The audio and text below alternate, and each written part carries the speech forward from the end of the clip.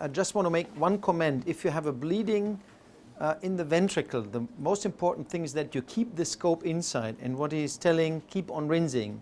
The worst you can do is once it starts bleeding, take off the scope, because then you have no more idea. Then want to go back, you even will not find the way to the ventricle. You have no idea where you are. If bleeding will occur, it mainly comes from manipulating the scope once you're in the third ventricle, because you must be aware that you just see everything which is in front of the lens. So if you turn, the endoscope to all sides, and you may do some harm to the septal vein, for example, and then it suddenly, everything is blue.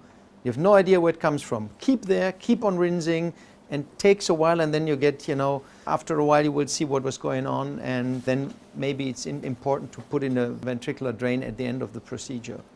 And therefore, for me, I think it's much better to keep it in the hand. I mean, this is a discussion we had a decade ago, but there were a couple of neurosurgeons who said you must use a fixation device for a ventriculostomy, and it's dangerous to have it in your hand.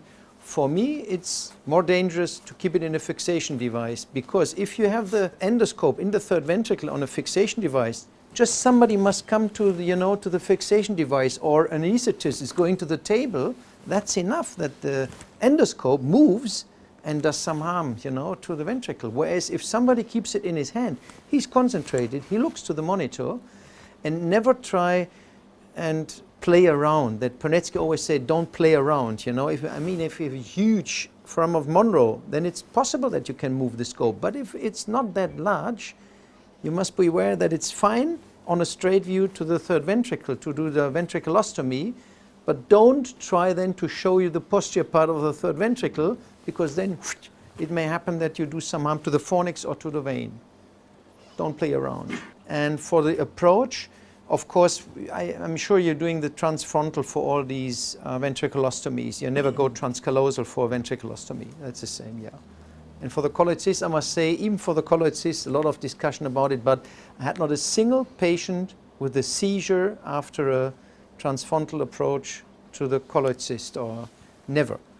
Because it was all discussion, you do a transcortical approach, you do some harm to the cortex. I've never had a single patient who had a seizure. And for me, transcallosal for colloid cysts is only in patients who have very small ventricles. Sometimes you have a large cyst with small ventricles.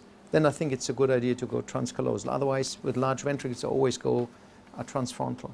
Reventriculostomy, I just want to show you 11 years after ventriculostomy, just a patient who had some bleeding, intraventricular bleeding, you still find the spots. That's how it can look like 11 years after a ventriculostomy. This tiny little hole, and we did a ventriculostomy again. Just interesting, after 11 years, it can occlude again. And then we did that plexus carcinoma. In cases, we talked about it, you can do a ventriculostomy and take biopsy from this tumor. Suprasellar cyst, I think this in a young child, that's very interesting.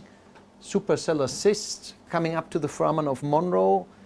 It's always important, if you have a cyst, if it's possible, to drain it to both sides. That means from the one side here into the ventricle, and then of course drain it to the cisterns as well. And that is the typical appearance of a suprasellar cyst. And in these cases, we use the bipolar or the monopolar cautery first to get this is a bipolar, to get the vessels on the arachnoid occluded, and you shrink the capsule of the cyst. It can be nicely done. And keep on rinsing.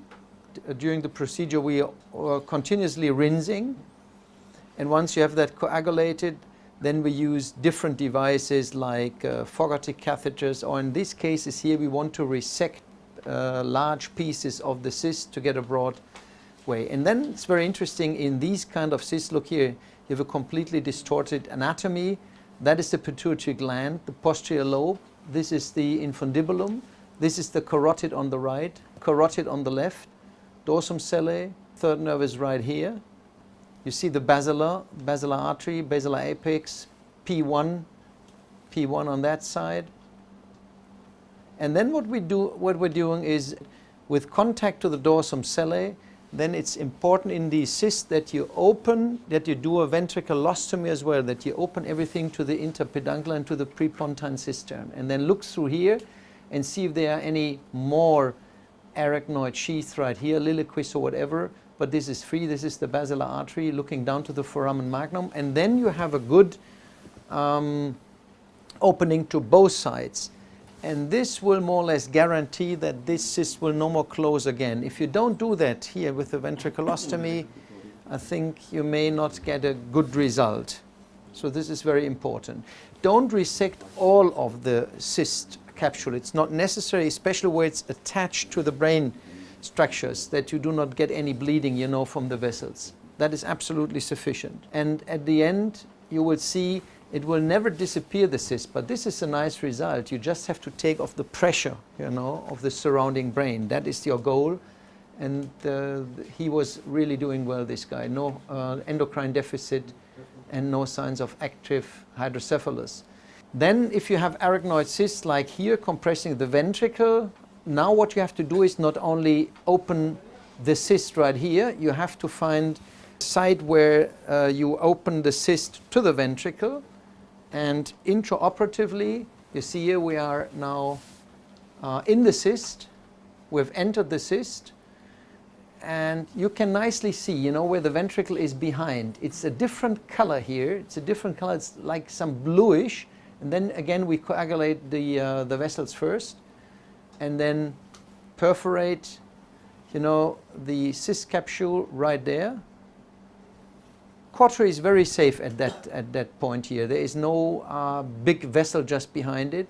And then we use scissors, monopolar, and then we open the cyst wall to the lateral ventricle on the right side. You see?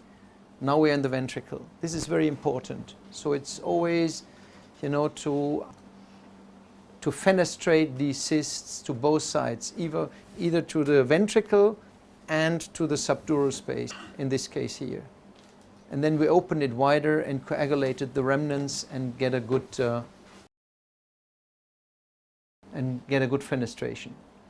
And that's all what you have to do, just fenestration. It's not good that to resect, you know, the whole cyst wall. That would be nonsense. You would get some bleeding. And the big advantage of the endoscope is here. Once you enter into the cyst, you don't have to release, you know, the whole CSF that is in the cyst, because everything else will collapse, and you may have some problems, you know, by rupturing, bridging veins, whatever. With the scope, you know, you can work in the water, in the cyst water. You don't have to release that, and this is much better for the outcome. So arachnoid cyst for me definitely something for the endoscopy. And this is right after. Of course, the cyst will never be going away, but you see here, there was a lot of compression on the right hemisphere, and here now you see the sulci being back and a very good, nice here fenestration to the ventricle. And that's the goal of the surgery. Subependymoma, same story. Sometimes if you have, this is an old video, if you have a chronic hydrocephalus, often the septum pellucidum is gone. It had been perforated by the pressure. And then it is possible, like here, that you can see from one side to the other side. This is the one foramen of Monro on the right side, and the other one is just around the corner on the left side, is right there. So the septum pellucidum has been spontaneously, here it is, I'm sorry, there it is. Left foramen of Monro, right foramen of Monro. Because the septum pellucidum has been perforated here by the chronic pressure. And the subependymoma is right here. And for these cases, I resect them then microscopically. Even the colloid cysts, there's a lot of discussion about it, but I'm much quicker and better to do it microsurgically. I always start with the endoscope, get in my orientation, know about the anatomy, and then we have special blades, intraventricular blades, you know, that we put to the laylar retractor, putting in, and then I go by the microscope manually and take the cyst off.